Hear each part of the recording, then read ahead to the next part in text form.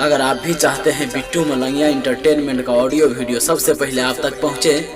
तो लाल बटन को दबाकर चैनल को सब्सक्राइब करें और बेल आइकन दबाना ना भूलें।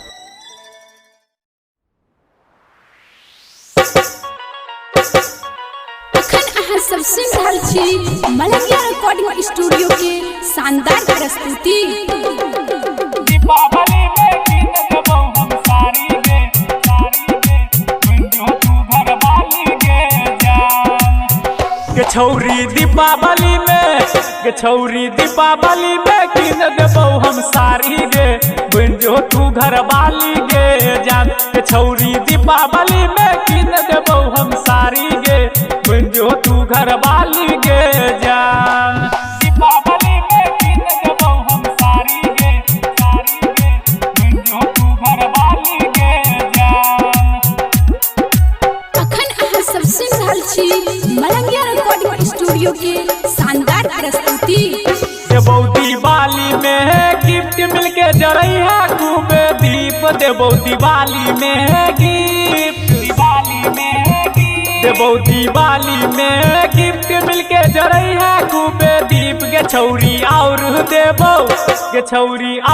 देबो तोरा कानक बाली गे बुंजो तू घर वाली गे जान के छौरी दीपावली में कीन देबो हम साड़ी गे बुंजो तू घर वाली गे जान के छौरी दीपावली में कीन देबो हम साड़ी गे बुंजो तू घर वाली गे जान। दीपावली में कीन देबो हम साड़ी गे बुंजो तू घर वाली गे जान। अखन अहाँ सब सुन रहल छी मलंगिया रिकॉर्डिंग स्टूडियो के शानदार प्रस्तुति। कके अइहा सोलह सिंगार रोमन जारुल करतो प्यार गे कके अइहा सोलह सिंगार कके अइहा सोलह सिंगार रोमन जारुल करतो प्यार गे बीटू मलंगिया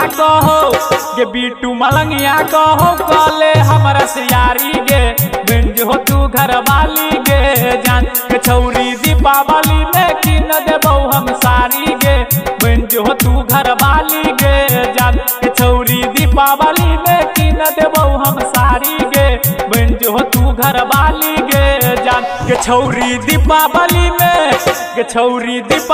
में कीन देबो हम साड़ी गे बुंजो तू घर वाली गे जान के छौरी दीपावली में